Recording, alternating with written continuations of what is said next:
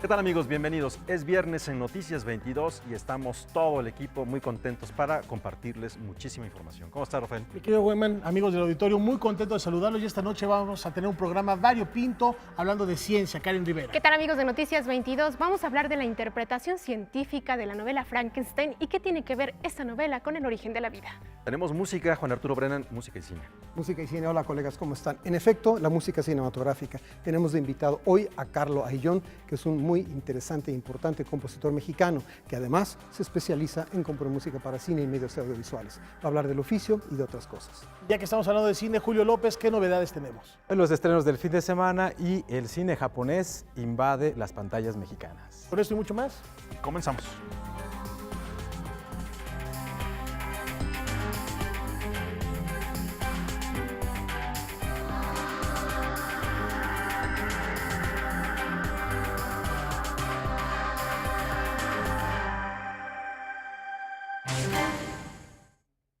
Comenzamos. Del 27 de noviembre al 2 de diciembre, 10 autores del viejo continente tendrán una cita con los lectores mexicanos. Ya se anunciaron los nombres de los escritores que serán protagonistas en la 7ª edición del Festival de Letras Europeas a celebrarse en la FIL de Guadalajara. Desde 2011, en el marco de la Feria Internacional del Libro de Guadalajara, se celebra el Festival de las Letras Europeas, que reúne a destacados escritores que son poco conocidos en nuestro país. Para la 31ª edición de la FIL estarán presentes 10 escritores europeos. Literatura moderna que se destaca por su calidad de trabajo. Muchos de los autores que vienen son autores premiados y sobre todo también autores traducidos a diferentes idiomas para que puedan llegar mucho más allá. Se trata un poco de que el público conozca a esta Europa moderna y creativa que convive con la Europa de la literatura clásica, que es mucho más conocida fuera de nuestras fronteras.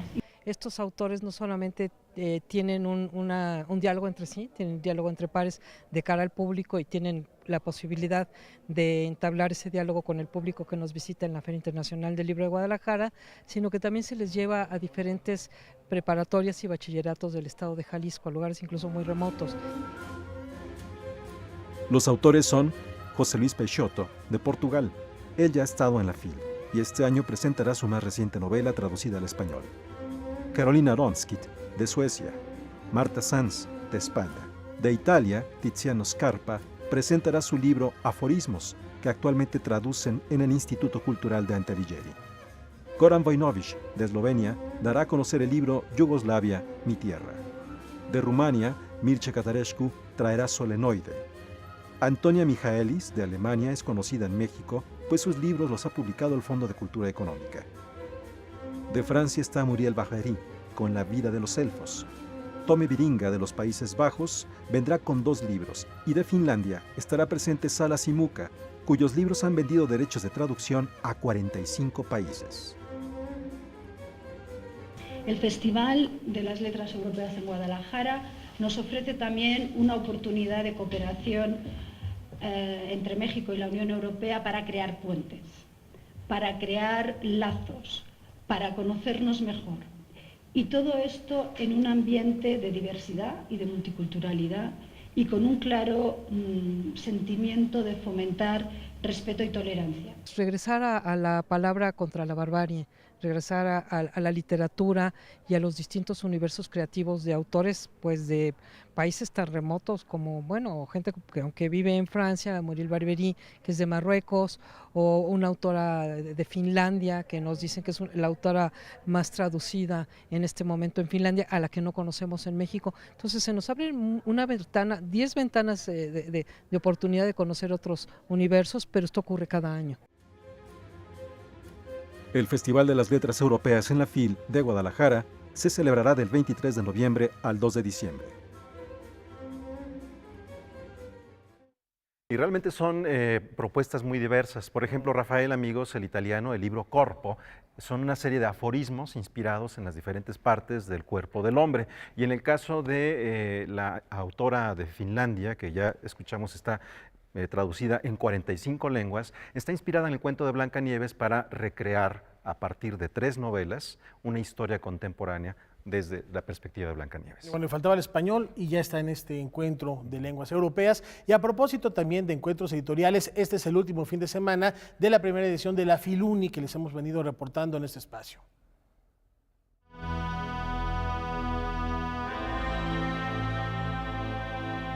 Hablar de la violencia de género no es una moda, algo que nos sitúa en el umbral de lo políticamente correcto y ya. Estas conductas impactan también a la economía de los países. En el caso de México, en cuanto a repercusiones económicas, pues yo creo que sabemos que la violencia repercute negativamente en la economía de las personas, en cómo afecta su posibilidad de trabajar, etcétera, ¿no? Porque primero que nada tiene repercusiones psicológicas y sociales, personales. El 37% de las urgencias hospitalarias de mujeres son debidas a la violencia. No, empezando si quieres por ahí. Pero después hay una cuantificación más difícil de hacer y que tiene que ver con las repercusiones de la violencia en términos de cronicidad. Es decir, que un porcentaje considerable de mujeres desarrollan depresión, estrés postraumático, trastornos generalizados de ansiedad. Obviamente el tratamiento de todo eso tiene un costo y un costo considerable. Y después hay todo un gasto social que tiene que ver con cómo tratar la cronicidad. Y otro gasto social derivado del hecho de los profesionales y los servicios específicos para situaciones de violencia. Ese es el costo. En el marco de la Feria Internacional del Libro Universitario que organiza la UNAM, la Universidad de Salamanca reunió un grupo de especialistas para conversar sobre el tema, con el nombre de La violencia contra las mujeres y los desequilibrios que produce. Hay una manía de hacer leyes e instituciones y no de fijarse más en las prácticas, ¿no? Tenemos problemas a nivel de impunidad, es lo más terrible que hay. O sea, si tiene uno leyes muy buenas y protocolos, pero no se aplican, pues eso es un primer problema. En Filuni también se exhibe el trabajo Un beso en la frente, con texto de Esther B. del Río e ilustraciones de Pilar Vega, que cuenta la historia de una mujer víctima de violencia de género que está en coma e intenta prevenir a su hija sobre este flagelo. Noticias 22, Irma Gallo.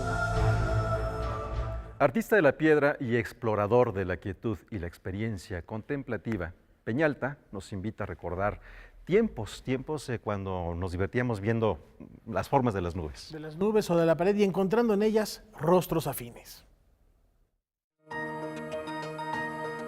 El ónix, mármol y cuarcita revelan los rostros y formas que por años se han ido creando, pero que ante el ojo poco observador pasan desapercibidos.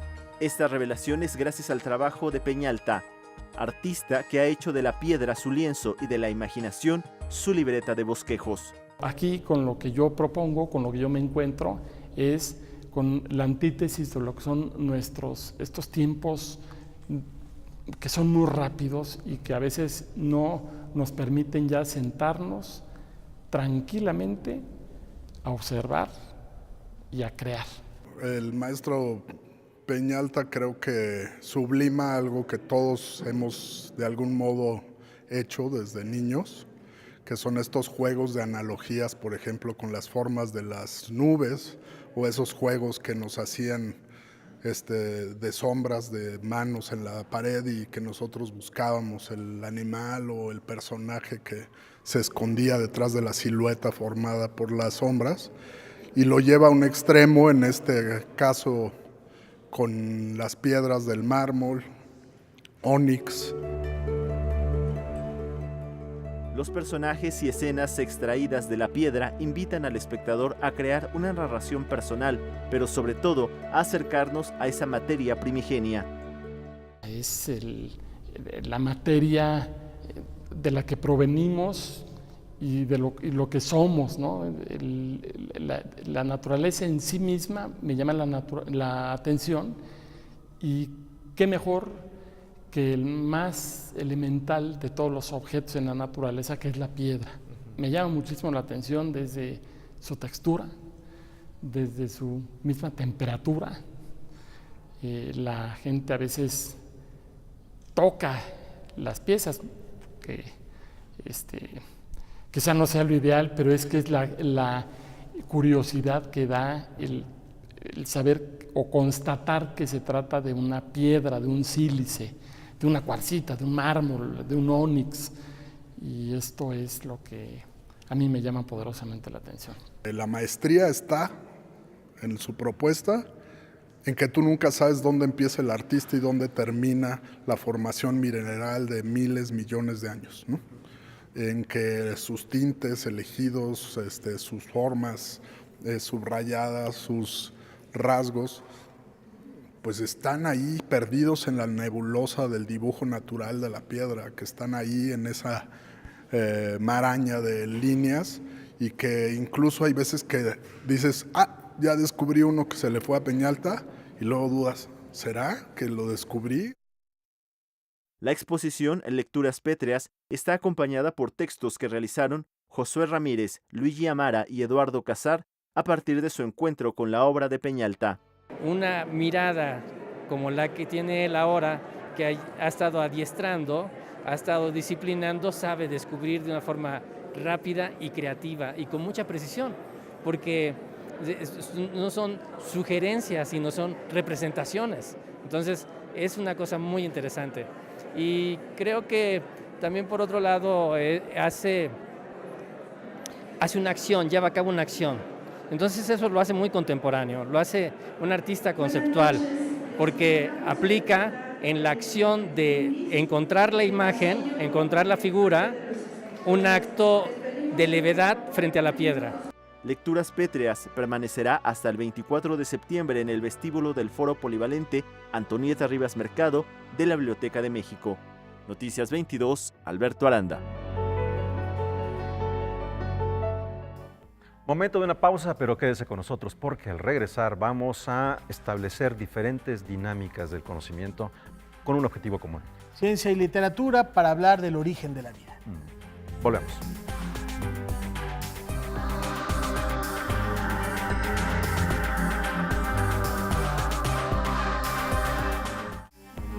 Gracias por continuar con nosotros en Noticias 22 y vamos a hablar de ese punto de convergencia entre la danza contemporánea y el ballet con una agrupación que lleva 10 años de historia. Así es, 10 años esta agrupación que dirigen Carlos Javier González y Samuel Villagrán.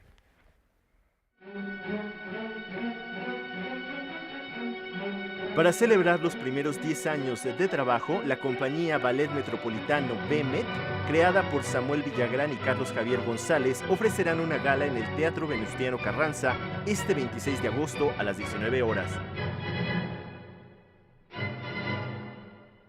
Queremos ser una empresa cultural, sustentable. Y es por eso que siempre, le apostamos a estos recintos independientes. Creemos que la danza debe abarcar entre varios estilos, también buscar nuevos espacios. La compañía tiene 10 años en una investigación de espacios y hemos estado tanto en lugares abiertos como en Teatro La Italiana. Y bueno, este año hemos incursado en estos teatros independientes donde la verdad sí hemos tenido grandes sorpresas. El programa incluye fragmentos de La Bella Durmiente, The Wall y Ritus de Samuel Villagrán y el estreno de Creadora de Vidas de Carlos Javier González e inspirada en la obra de Remedios Varo, Creación de las Aves. Nos acompañan la primera bailarina Ana Elisa Mena y el primer solista Roberto Rodríguez, que son de la Compañía Nacional. Y bueno, que son grandes amigos y estoy muy agradecido que compartan con nosotros ese día el escenario. Y bueno, en honor a la danza hemos creado para ese día el premio Danza Nación, que para nosotros engloba todo lo que es México en la danza, ¿no? Y entonces ellos son parte de eso. Es un programa mixto, se baila clásico, entre ellos el Pas de Deux, es un dueto del ballet de Bella Durmiente, Las bodas de Aurora, con música de Tchaikovsky y coreografía de Marius Petipa. Hay un estreno de un servidor que es sobre un ballet acerca de la obra de Creación de las aves de Remedios Varo y con música de Antonio Vivaldi. Está muy bonito. Hace mucho tiempo he querido montarlo, por lo que este año quería estrenarlo en marzo, pero hubo algunos problemillas, pero ahora afortunadamente lo vamos a poder estrenar para este 26, el día de la gala. Posterior a su presentación, la compañía continuará funciones en Cuautitlán Izcalli el 9 de septiembre con Giselle y en el Teatro Tepeyac con Drácula y el Cascanueces a partir del 21 de octubre. Noticias 22, Alberto Aranda.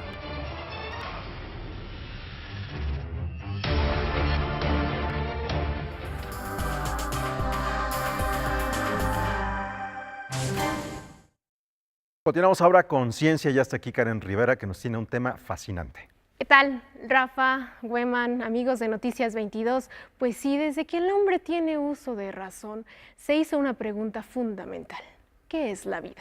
¿Cuál es el origen de la vida? Explicaciones mitológicas, religiosas, científicas al respecto de este tema se han dado, pero hay una novela en particular que nos puede dar la base de dónde venimos, del origen de esta vida misma, y es la de Frankenstein. El doctor Antonio Lascano nos explica y nos interpreta científicamente esta novela. Cuenta la historia que Mary Wollstonecraft Shelley se inspiró en la muerte de una de sus hijas para escribir la novela Frankenstein, o el moderno Prometeo, que se publicó en 1818. En una descripción, la autora relató que tomó el cadáver de su bebé, se sentó frente a una chimenea y frotó las piernas de la niña, con la esperanza de que el calor la animara. En la novela, Victor Frankenstein es un joven estudiante de medicina que da vida a través de una chispa eléctrica a un monstruo construido con cadáveres diseccionados. Literatura, ficción y ciencia. Lo cierto es que para este libro, Mary Shelley también se basó en hechos científicos de su tiempo, como en las investigaciones del médico italiano Luigi Galvani. Lo que estamos ahí reconociendo es toda la historia de cómo los experimentos de Galvani con descargas eléctricas hacen que se muevan las patas de una rana, y de repente cuando uno se percata, ya lo que estamos viendo es que en lugar de que haya un alma o un soplo divino, la gente está explicando el movimiento, las características de los seres vivos con una fuerza física que es la electricidad. La lectura científica de la novela es muy clara, es una fuerza física que anima a un ser que está inerte. Todos los debates históricos, filosóficos, ideológicos y científicos que se conjuntan en torno a un problema extraordinario, que es el problema de qué es la vida, la definición de la vida. Entre sus diferentes interpretaciones, esta publicación y los experimentos de Galvani pueden servir de ejemplo para explicar cómo el ser humano comienza a tomar conciencia de que es un ser vivo porque está construido a base de compuestos orgánicos. Es decir, ¿cuál es el elemento que le da vida a la materia orgánica que viene de otros cadáveres? La electricidad, que es una fuerza física, y eso está basado en los experimentos de Galvani, ¿no? Que junto con su mujer Lucia Galeazzi son los que primeros que demuestran que yo le puedo aplicar corrientes eléctricas a las patas de una rana, a la cabeza de un buey, a un cadáver humano, y logro que presente algún movimiento. Y el mismo término orgánico es fascinante. Eso viene de Berzelius, un químico sueco extraordinario que hacía experimentos tratando de separar con descargas eléctricas soluciones. Entonces él podía separar, por ejemplo, las soluciones de sal sin ninguna dificultad, podía separar las soluciones de ácido sulfúrico, pero cuando quería separar eléctricamente la sangre, la orina, el sudor, las lágrimas, se encontraba con que no lo lograba. Y entonces él dice, bueno, como estos vienen de seres vivos, son compuestos orgánicos. Y dice, bueno, entonces como son compuestos orgánicos, seguramente tienen una fuerza especial, y es donde nace el concepto de fuerza vital. Este concepto de compuestos orgánicos también tiene su razón de ser con la teoría más aceptada del origen de la vida. Y la idea básica de Oparin, que es la de que la vida surge como resultado de un proceso de evolución química, sigue siendo válida, que a su vez es la idea basada en el darwinismo de que en la Tierra primitiva no había oxígeno, que esto permitió la síntesis de compuestos orgánicos, que estos comenzaron a interaccionar entre sí, y ahora podemos reconstruir con bastante precisión algunas de esas fases, y en otras estamos, y somos los primeros en confesarlo, quienes trabajamos en ello, estamos en un estado de ignorancia absoluta, ¿no? Entonces, la discusión es muy vital, puede ser muy acre, puede ser muy tensa, pero al mismo tiempo es indispensable, porque si uno se da cuenta, las ciencias de la vida han avanzado mucho más rápidamente que los marcos de referencia legales, éticos, económicos que tenemos.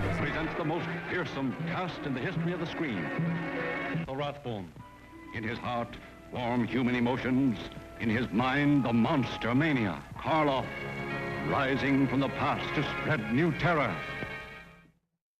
Historia fascinante, Karen. Sí, diversas interpretaciones se han hecho al respecto de esta novela. Algunas hablaban sobre la Revolución Rusa, otras más. Había por ahí, Lascano me comentaba que una feminista que decía que esta novela tenía toda la intención de que los hombres se dieran cuenta que se podía tener o engendrar hijos sin necesidad de una mujer. Entonces, hay diferentes interpretaciones, pero la que nos hace Antonio Lascano en esta cápsula es muy importante. ¿Por qué?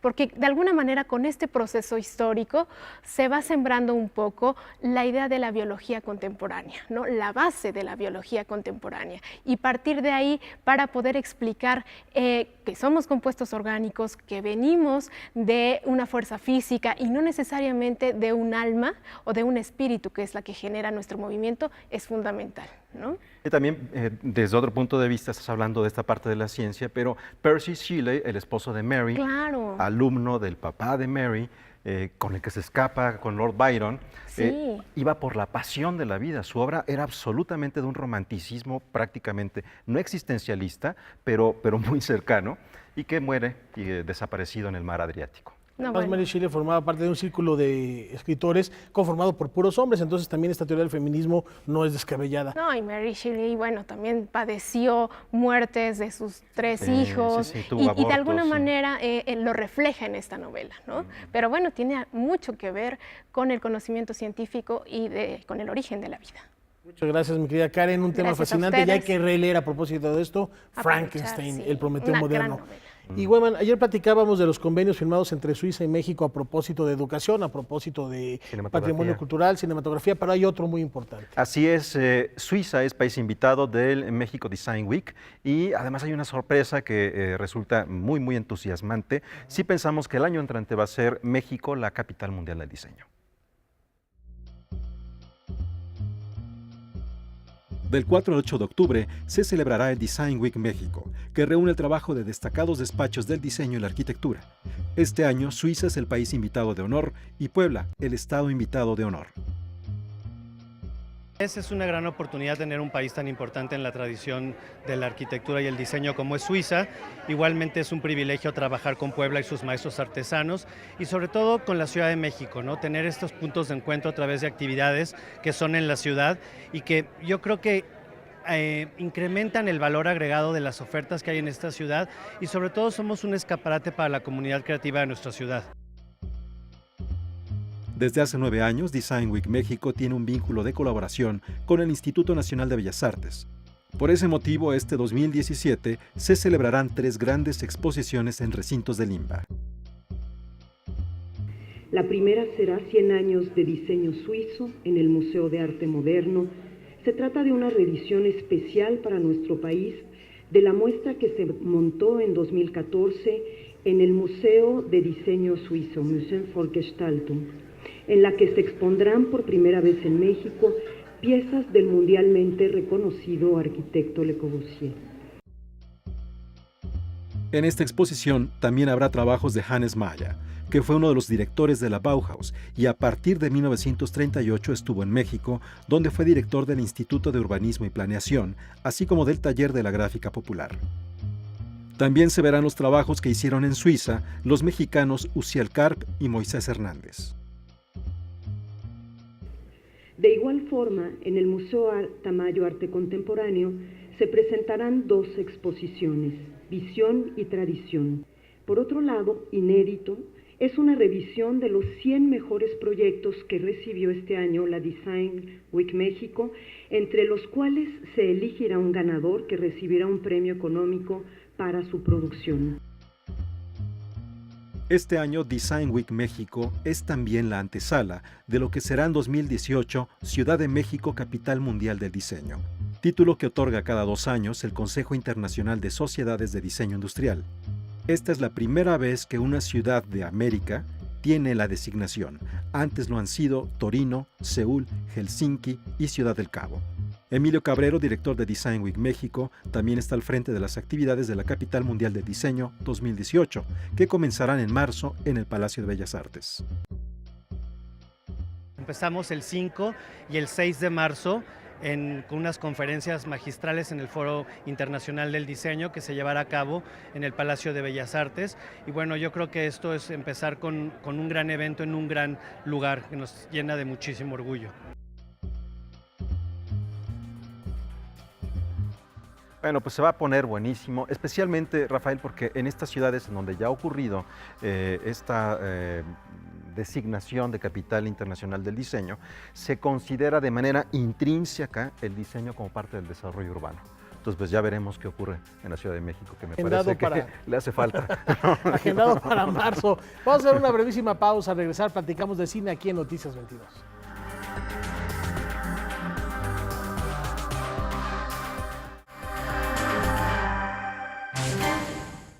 Ya está con nosotros Julio López.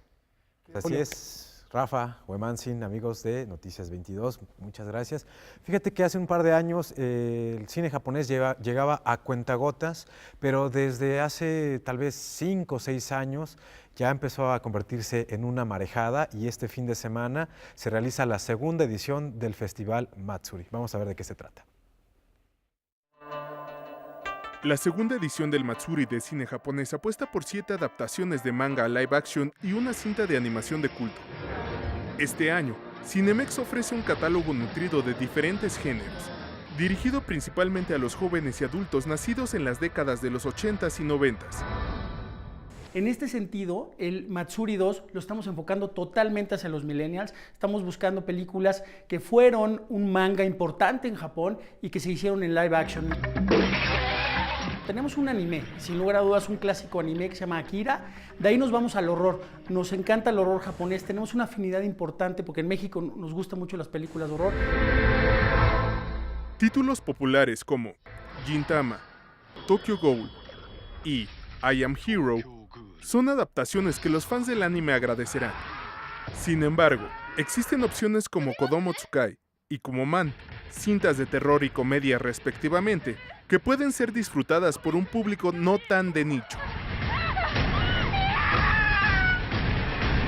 En México nos encantan las comedias. En ese sentido, es un manga también, incluso es una experiencia real del director que lo transformó en manga. Es una película muy simpática, te mueres de risa desde el minuto 1.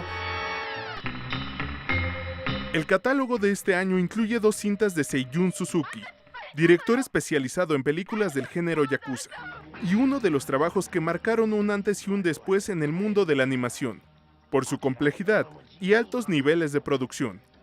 Akira, escrita y dirigida por Katsuhiro Otomo.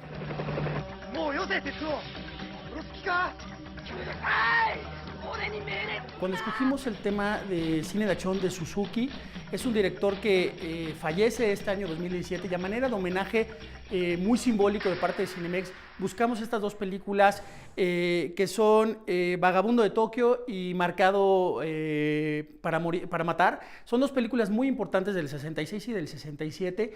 Y lo que estamos atrayendo es que son clásicos que marcaron una nueva etapa de cómo hacer el cine en todo el mundo. En el caso de Akira obviamente es un manga súper importante, es una película que funcionó increíblemente en Japón y que nunca fue exhibida en cines en México. La muestra será presentada en 100 complejos en más de 60 ciudades. Durante un mes se presentarán 2 títulos cada semana, hasta proyectar las 8 películas. El Matsuri empieza este viernes 25 de agosto y termina hasta el 21 de septiembre. Primera semana ponemos 2 películas, pasa la siguiente semana, salen de cartelera y así sucesivamente hasta estas 8 películas.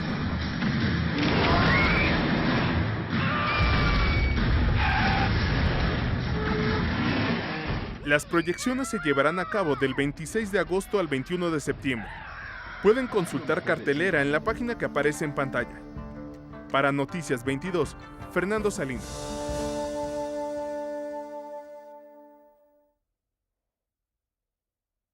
Se ve que va a estar bueno, ¿no? Se antoja la verdad. Grandes títulos. Sí, la verdad que el cine asiático en general es muy bien recibido en nuestro país, sobre todo el cine de terror, justamente. Y a propósito del cine de terror, en el marco del Festival Macabro se lanzó una nueva plataforma especializada en cine de horror. Solo va a tener 50 películas, pero están bien cuidaditas, okay. ¿No? Y vamos a ver de qué se trata Purga.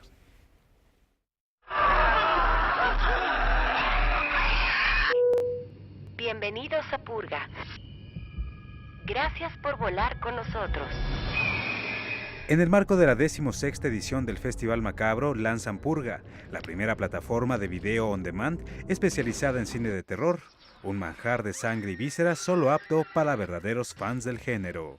Purga se puede ver a través de purga.tv, o sea, puede entrar cualquier persona de toda Latinoamérica, a excepción de Brasil. Próximamente vamos a estar también en Brasil, pero por lo pronto desde México hasta Argentina, pasando por Chile y todos los países, salvo Brasil, en purga.tv pueden entrar. El reto no ha sido fácil, pero las estadísticas los favorecen, por lo menos en nuestro país, uno de los mayores consumidores de cine de terror del mundo.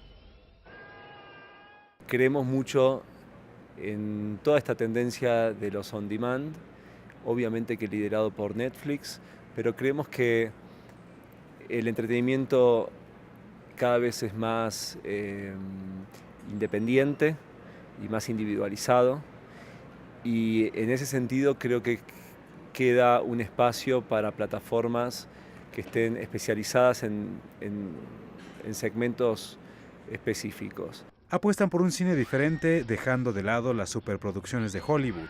En esta primera etapa, su catálogo está conformado por 50 títulos, todos elegidos cuidadosamente por el equipo de Macabro. Prácticamente lo que se va a ver en Purga, o lo que se puede ver ya en Purga, son películas que van pues desde algunos estrenos contemporáneos hasta películas de culto, como es lo de Troma. El haber incluido la serie del Vengador Tóxico me parece que fue un gran acierto cuando yo se lo sugerí. El primer mes es gratuito y luego tendrá un costo aproximado de $7, un poco más de 120 pesos, un precio un tanto elevado tomando en cuenta que otras plataformas nuevas como Cinema 1 y Filmin Latino no rebasan los 100 pesos. Noticias 22, Julio López. Se pone dura la competencia. Sí, en plataformas digitales, Netflix, Purga, Filmin Latino, Movie. Sí, por ahí se mencionaba también Cinema 1, ¿no? Y las que vienen, ¿no? HBO, porque es una de las grandes también con contenidos, y ahora que tienen esta serie súper exitosa de Games of Thrones, pues definitivamente el público tiene que elegir muy bien en qué va a gastar su dinero. Una manera diferente de consumir medios audiovisuales, que bueno, Purga está con una oferta muy atractiva a propósito de este nicho de cine de terror, e invitarlos. Macabro ya está ahorita, está en la Cineteca, está en diversas salas, ya películas muy interesantes. Sí, me parece muy bien que hicieran este vínculo entre el festival y una plataforma digital, y lo que decían los directores, y que no menciono, es que pretenden convertir esta plataforma digital en una comunidad donde la gente pueda decidir qué contenidos quieren dentro de la página, ¿no? Esperan que el próximo año ya tengan el doble de títulos, o sea, 100, ¿no? Y está bastante padre. Pero justamente hablando de en qué gastar el dinero, las comedias mexicanas son algunas de las que generan mucha polémica entre la crítica especializada y el público general. Este fin de semana se estrena uno que se llama Casi una gran estafa, y pues es una de las opciones del fin de semana. Vamos a conocerla. Historia original. Te ofrezco en exclusiva la verdadera historia del robo. Tan cerca del público y tan lejos de las buenas críticas. Nos referimos a las comedias mexicanas de reciente manufactura. No manches Frida y Hazlo como hombre son solo algunos ejemplos de cintas que han cautivado a las audiencias y generado algunos de los comentarios más desfavorables del año por parte de la crítica especializada. Este también es el caso de Casi una gran estafa, largometraje que llega este fin de semana a la pantalla grande. No eres tú, soy yo.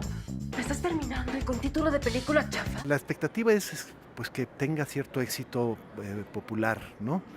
Está sucediendo un fenómeno muy curioso, ¿no? El cine de autor, el cine de drama, está ganando premios internacionalmente y la comedia está atrayendo al público de nuevo a las salas para ver cine nacional. Entonces, entre las dos se está creando una industria más sólida y más equilibrada, ¿no? El detonante de la trama es el robo, varios años atrás, de una buena cantidad de centenarios. Todo se sale de control cuando un director de cine compra la historia para convertirla en una película. La quisimos tratar como en la tradición de la comedia mexicana, como tú estabas platicando de Tintán y demás, como lo habían tratado con una cárcel que no es la buena onda, pero tampoco es la tortura de la cárcel real, ¿no? Sino todo dentro de un tono de comedia. Y entonces los ladrones también están tratados en ese aspecto, ¿no? Actores de teatro y televisión conjuntaron su talento para dar forma a esta comedia de enredos que llega de manera sigilosa a la cartelera comercial. Un estreno nacional más que dará el semanazo. Y el cerdo perfecto para hurtarse en la sala de... No mames, Benjamín, ¿qué pedo? La comedia normalmente no es tomada en cuenta como un género importante de cine, que yo creo que es un error, porque la comedia siempre ha existido, ¿no? Y solamente la tragedia y el drama es lo que es considerado arte. Pero estamos acostumbrados, los que hacemos comedia, estamos acostumbrados a que así es, o sea, que no vas a estar invitado a festivales, que es raro que te inviten a un festival, sería rarísimo, y si vas nada más para el premio de público, ¿no? Pero normalmente para una competencia una comedia no entra, ¿no? Si las últimas comedias mexicanas te han decepcionado, Casi una gran estafa es un filme que deberías evitar. Noticias 22, Julio López. Ey, sin ofender, ¿eh? Bueno, ahí está la propuesta. Sí, ¿no? Este es un tipo de comedia mexicana como lo es Macho, la de Casi un hombre. Sí, hazlo como hombre. Pero hay otro tipo de comedia mexicana que es inteligente, que gana festivales, que es invitada, ¿no? Con películas como El peluquero romántico, por ahí se va a estrenar pronto. Y hay otra película, Paraíso, de Mariana Chenillo, que también ya está en plataformas digitales. Distancias cortas es otra de las propuestas que son muy interesantes, son divertidas, y por supuesto todas estas sátiras que nos trajo Luis Estrada. Esa es la alternativa para este fin de semana. Gracias, mi querido Julio. Muchas gracias a ustedes. Nos vemos pronto, Julio. A la pausa, mi querido Güeman, nos vamos hoy celebrando a uno de los grandes cineastas que va a estar en México en diciembre. Así es, él ya ha estado aquí hace algunos años, 2007, si mal no recuerdo, cuando vino al Festival Expresión en Corto, todavía se llamaba lo que hoy es el GIF, el Festival de Cine de Guanajuato, y ha creado todo un universo. Tim Burton, felicidades, ¿no? Feliz 59 años. Seguramente nos está viendo. Esto es el homenaje que le rendimos aquí a Tim Burton, que ha echado a volar nuestra imaginación durante más de un cuarto de siglo. Queremos tanto a Tim Burton porque es uno de los cineastas más imaginativos en la industria. A través de más de 20 películas como director y de su participación como productor, escritor, animador y diseñador, ha creado un universo inconfundible lleno de personajes tan asombrosos como queridos para todo aquel que los ve en acción. Queremos tanto a Tim Burton porque comenzó a trabajar en el departamento de animación de Walt Disney en 1980, donde realizó Vincent, su primer cortometraje, inspirado por el ícono del cine de terror Vincent Price. Pero en 1984 fue despedido por su cortometraje original Frankenweenie, pues Disney lo consideró inapropiado. Sin embargo, Tim tuvo el temple para seguir adelante. Queremos tanto a Tim Burton porque en un principio la crítica lo ninguneó por considerarlo un mero ilusionista para adolescentes. Sin embargo, con los años, siguió dándole vida a un universo extravagante, tétrico y tragicómico, y se convirtió en uno de los artistas más reconocidos de nuestro tiempo. Queremos tanto a Tim Burton porque sus logros son una consecuencia de su ojo artístico. Mucho antes de convertirse en director, Burton se expresó a través del dibujo y la pintura, los cuales también se convirtieron en parte integral de su proceso creativo. Queremos tanto a Tim Burton porque ha utilizado a sus personajes para reflejar su visión del mundo. Si bien Los protagonistas de cada historia suelen ser oscuros, antisociales y tímidos. No dejan de luchar por lo que creen y por alcanzar sus sueños. Queremos tanto a Tim Burton porque, además de obras memorables como El joven Manos de Tijeras, El extraño mundo de Jack, Batman y El jinete sin cabeza, también ha producido películas como Alicia a través del espejo, Abraham Lincoln, cazador de vampiros, Caos en alta mar, así como 2 videos musicales para The Killers.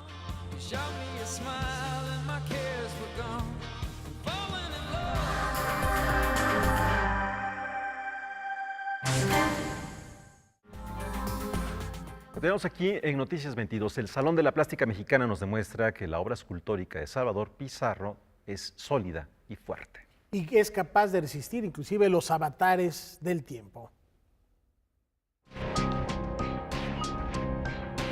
El Salón de la Plástica Mexicana albergará la exposición Los Golpes del Tiempo, que abarca más de 30 años de trabajo del artista Salvador Pizarro. En este caso quería presentar pura escultura exenta, para darme el lujo o el gusto de ver mis piezas, la mayor parte de ellas reunidas, que no tenga que ver con el relieve, ¿no? El relieve también es una de las partes de la escultura, pero la exenta me enriquece a mí más como escultor y el grado para hacerla pues, es mayor. Sin lugar a dudas, uno de los elementos más presentes dentro de su trabajo es el maíz, representativo de nuestras raíces indígenas. Estoy trabajando desde el 83 el tema del maíz. Yo espero que el día que me retire de las artes plásticas cerrar con una exposición sobre el puro maíz. ¿Sí?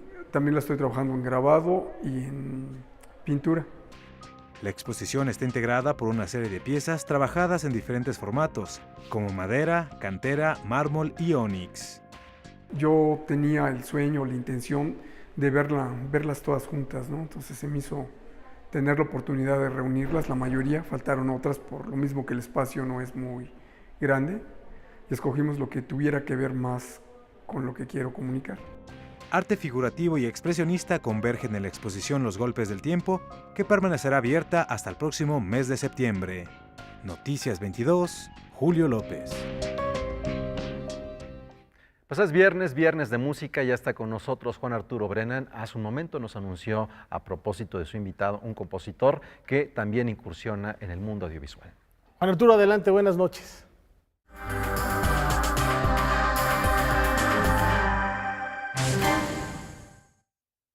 Gracias, buenas noches colega Rafa Huemanzin, buenas noches a ustedes también. Hoy tengo aquí como invitado a Carlo Ayllón, a quien presento como compositor, porque si le pongo el adjetivo por delante va a ser un poco confuso el asunto. Sí es compositor, pero se ha especializado recientemente en escribir para el cine y los medios audiovisuales.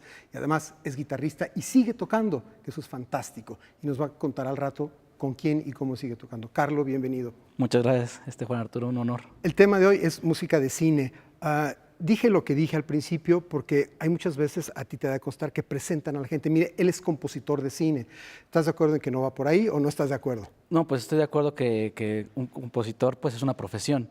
Y independientemente si también me dedico a hacer música para cine, no es exclusivo, ¿no? Esa es la idea, es decir, sigues componiendo música de concierto. Exacto, música contemporánea para festivales y pues personalmente también es la necesidad, ¿no? Ahora, lo que sí es un hecho es que entiendo que un compositor que de pronto deriva la música de cine es por un primer contacto con un cineasta. Nárranos brevemente quién fue y en qué circunstancias, cómo derivaste a componer también música de cine. Claro, pues principalmente mi hermano Luis, que es dramaturgo y director de cine, que cuando éramos muy jóvenes era como nuestro sueño, ¿no? Que él hace una película y yo le musicalizo. Entonces pues fue el pilar, ¿no? Mi hermano Luis, algunos cortos, y también un gran colega que se llama David Pablos, el director de la película Las Elegidas, que pues nos conocimos estudiando aquí en el Centro Nacional de las Artes, ¿no? Y pues así hicimos ya trabajo en conjunto. Acabas de mencionar el término artes. Sé que has estado involucrado con un proyecto muy interesante y de hecho has sido premiado por tu participación, que se llama Artes por Todas Partes.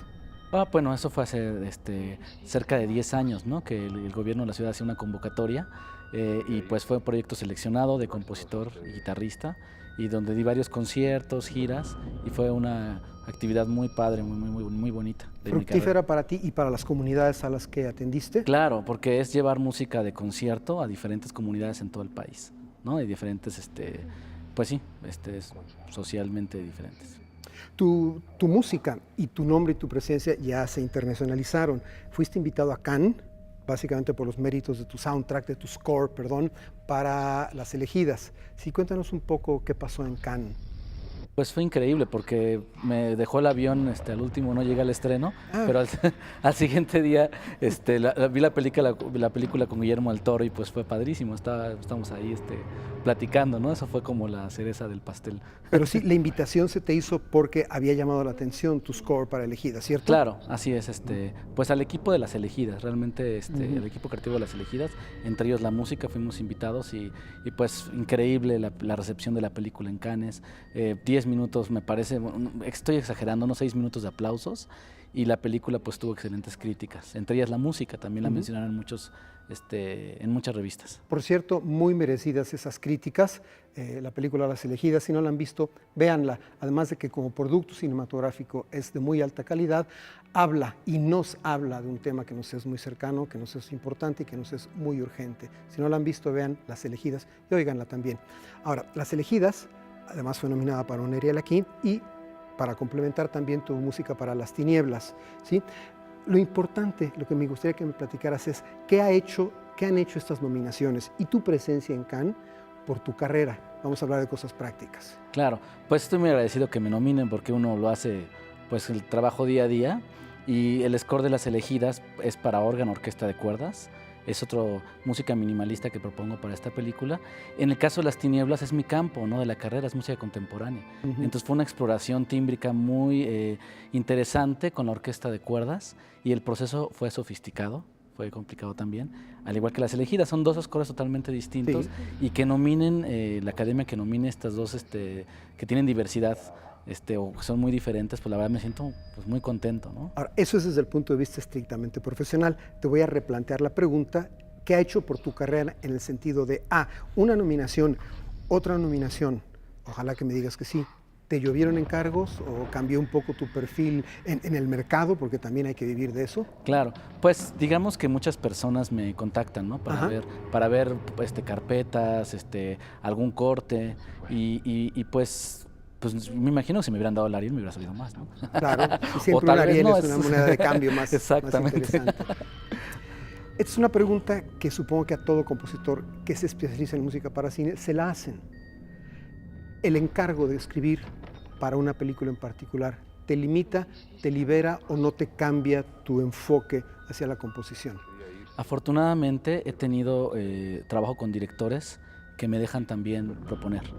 Entonces no estoy tan complicado con tiempos de decir esto tiene que ser así, de tal estilo, sino me dejan proponer también la estética y con base en la personalidad sonora del proyecto de la película empiezo yo a escribir al papel, primero que nada, para después mostrar sonoramente al director y ya después si se hace un arreglo, una orquestación, pues también luego al papel, pero pues es algo bellísimo porque en la carrera pues incluso te dicen, no, pues la música tonal, fíjate que no, mejor la contemporánea. Y en el cine es padrísimo porque puedes componer de todas las estéticas que puedas hacer. Esto es muy rico eso. Ahora bien, son en la historia, en los libros y en la chismografía del cine y de la música, hay varias anécdotas de las batallas campales épicas, apuñaladas entre un director y un compositor, por lo que tú quieras. ¿A ti te ha tocado alguna de ellas? Pues creo ¿Te has agarrado del chongo con algún director? Pues los procesos son muy distintos. Con mi hermano sí ha pasado de que ahorita estamos en un proceso de madurez muy grande con su película Nocturno, que ya ganadora en Londres y que ya pronto saldrá pues a las salas de cine. Pues pasamos en su primer película, Dodo, pasamos por situaciones difíciles. La extinción de los dinosaurios fue ya otra complejidad, ¿no?, para estar musicalizando, pero ya Nocturno estamos en una actividad más madura.